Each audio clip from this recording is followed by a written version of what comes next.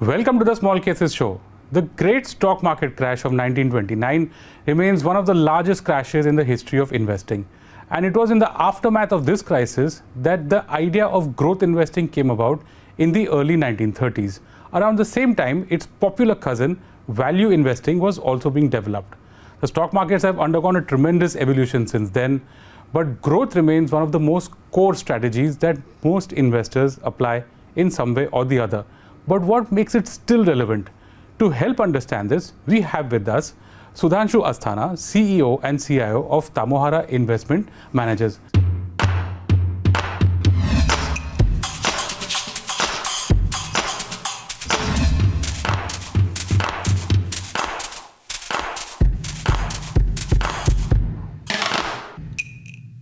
Sudhanshu, welcome to the show. Let's start off with the concept of growth investing. What exactly is this philosophy about? So see, I think there's a lot of debate about growth and value investing. And people have talked about what kind of style they have. So the father of all it was Benjamin Graham. He talked about cigar butt investing. So you buy value.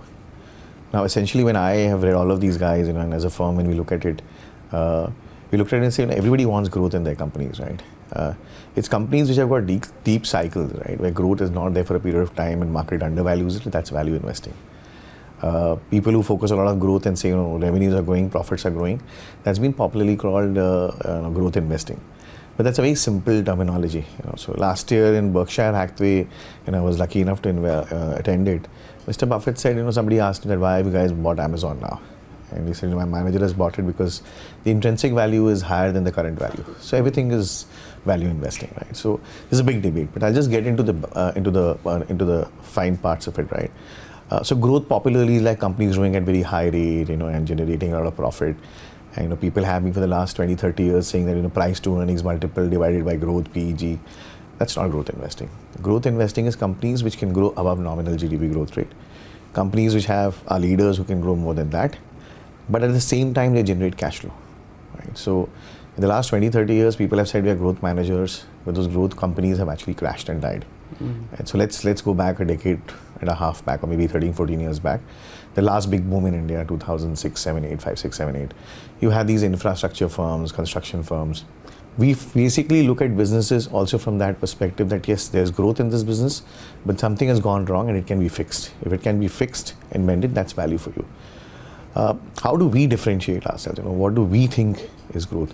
Essentially, for us, growth is accompanied with cash flow, right? So if you can generate operating cash flow and free cash flow, we're happy. So a company like a Page Industry, or a company like a National Poly, or a company like Lever, which has actually done that, are companies which are basically great growth companies which generate cash flow.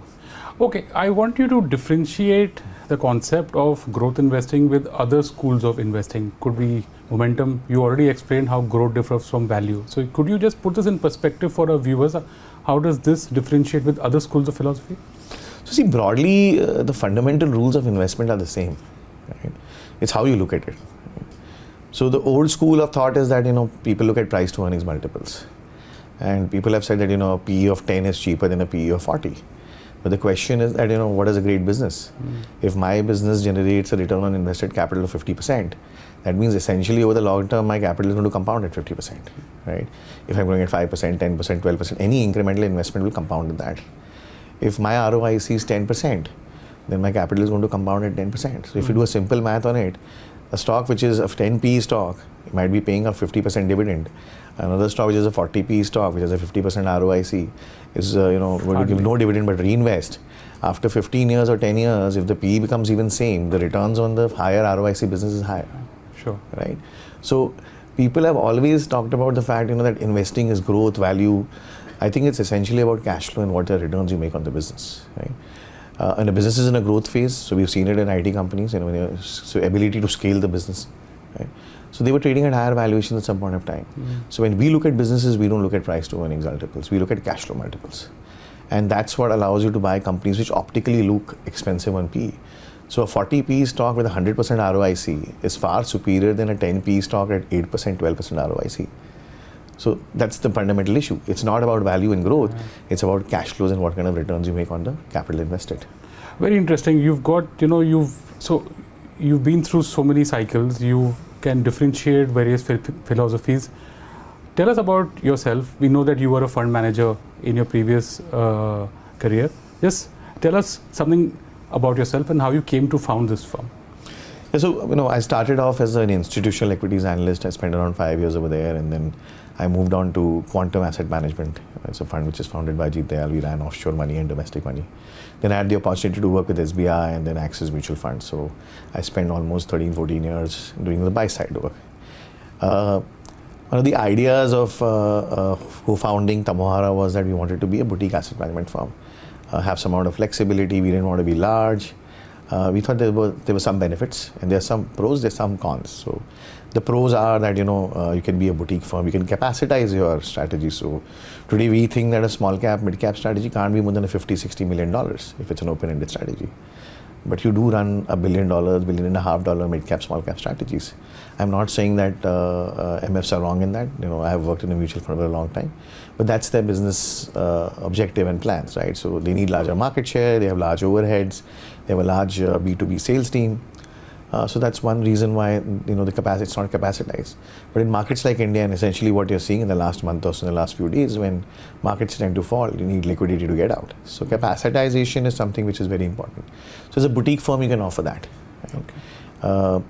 So I think that's what made us move over here. So we thought we can manage maybe 1,000 families or 2,000 families money in India, be boutique. It's something which has been done in the West over the last 30-40 years. So I think even if you look today at Templeton, it was Templeton, Halsberg, Galbraith. There were 3 people who formed that company, 3 separate companies now. So it's essentially the industry has been benevolent. We made some money. Mutual fund industry has been kind enough over the last decade or so to pay money. 20 years back, you didn't have the kind of money to set up companies. So professionals are getting together. I think we're not the only ones. Quite a lot of my peers and seniors have left and started their firms. I think that's the reason why we have set it up. Okay, but the PMS product, the portfolio management scheme product, now as per the new rules that have come in, say that you need to have a check of 50 lakhs for an investor to invest into a PMS.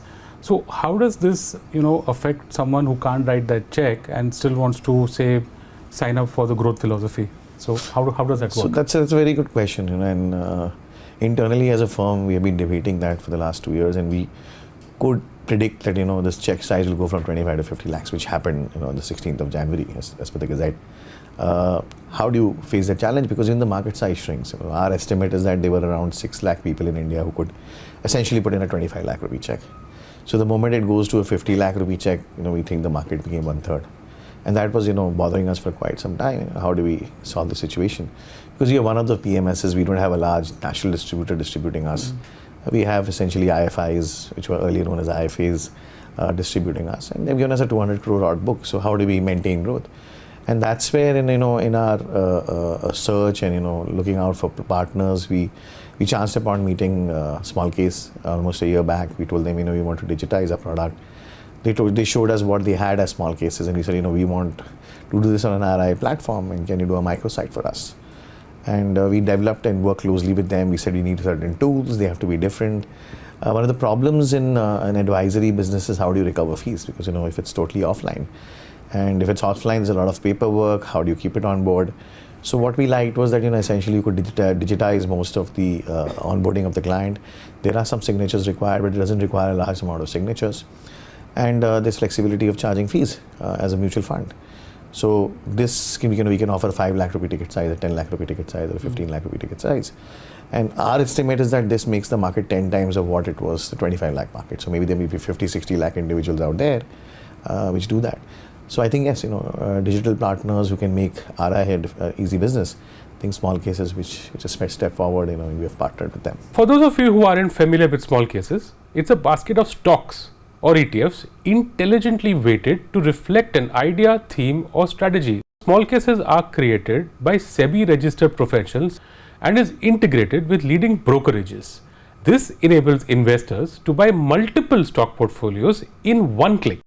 So Sudhanshu, now that you've explained how a small investor who cannot write a rupees 50 lakh check can actually invest in your philosophy, what are the various small cases that you offer? We have 2 products which we are running. So essentially the products which we run on our PMS site. One is our small and mid cap product, Tamohara long-term equity strategy, which has been running for around 4.5 years. And the second is a multi-cap low-risk strategy called Tamohara India Opportunities. So that's been running for, it'll just complete 4 years in a few days. So these are the two strategies we'll be offering initially over there.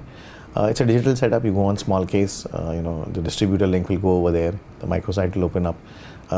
If you want to buy the plan, when you buy it, and then that's only when you can see what's there in the portfolio, but you've already been briefed by your referral partner. And then there are 7-8 brokers which they have empaneled. It's a total online system.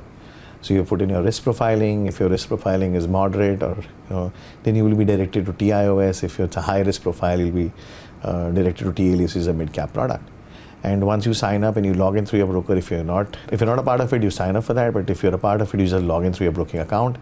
Because you have bought the plan, you just click and it just executes everything. All the data is captured digitally at the client end, all the data is captured at small case end, and all the data is captured at our end. So I think it makes it very seamless. I think it's making it more and more paperless. So Sudhanshu, tell us, what is the ideal investor profile for these small cases? And what kind of risk factors should these investors keep in mind while investing in these small cases? So see, equities essentially is a longer term product, and people have always come with the view that it's a 2-year, 3-year, 4-year product. It's not, So, and the question is volatility, And I think today's market has shown that, when Nifty can fall 8-9%. And nobody understands why it's a long term product. And I'll just take a minute or two. You put an FD, interest rates move up and down, there's no change in face value. You buy a long-term bond fund, the annual volatility is 6.5%. So you can lose 6% of your money. And equity, Nifty can have volatility of 20-25% a year. So you need a longer period to invest in case for that volatility to go away. You improve this period or increase this period to 5 years, the bond volatility is 1%. Nifty volatility is 10-12%. So it's a 5-10 year product. So if you're coming in a mid-cap product, everybody likes great returns when returns are there, but clients can't digest drawdowns. Right? So you need to come with a longer views. I think if a mid-cap investor, 7-8 years is the minimum investment horizon you should come with. Bad markets essentially are periods where you invest more, and you need to figure out what your money manager is doing. So you don't give all your money on day one. But the way we run our portfolios and the way we have experience is that when markets fall, either you fall in line or lesser than the markets. Right? And if you are rising, if you're rising even in line with the markets, you tend to compound money more. End of the day, it's about compounding money over a volatile equity cycle. So the lesser you fall, the more compounding it is. If 100 goes to 50, you have to move up 100%. But if 100 goes to 80, you don't have to move that much. You have to move 25%. Right? So it's about compounding. So mid-cap products, your horizon has to be 7-8 years. You can't invest your daily need monies over here, right? So if you are coming in a mid and small cap product, you should say that the next 7-8 years I'm going to touch this money. Right? Second is the drawdowns, ability to digest those drawdowns. So markets are almost 25% down year to date. Investors don't have that appetite, so don't keep that money which you require over the next 2-3 years in mid and small cap products. Even for multi-cap products, drawdowns can be reasonably large. So horizon is what you need to have in your mind. A lot of times what people do is that when markets tend to do well, they put all their monies which are required even the next 2-3 years. So you have to go to a good asset allocator for that. So I think that's the key risk which people do. They mismatch their requirements versus their investments. People who are conservative stay away from it altogether, who can't have any volatility. But if you have appetite for volatility, multi-cap, large cap products are good. But if you're all right with deep volatility and you can't get nervous, then mid caps. But the horizon has to be long. So that's the key risk which is there. Thank you, Sudhanshu. And with that, that's a wrap on this episode of the Small Cases Show. My guest, Sudhanshu Asthana, CEO and CIO of Tamohara Investment Managers. So these are the things which makes growth investing a relevant and important style in today's world. Is this a strategy that you follow or believe in? Or is it one that you avoid? Tweet and let us know your thoughts on growth investing. I hope you enjoyed the show. If you want to know more about small cases, visit the website www.smallcase.com.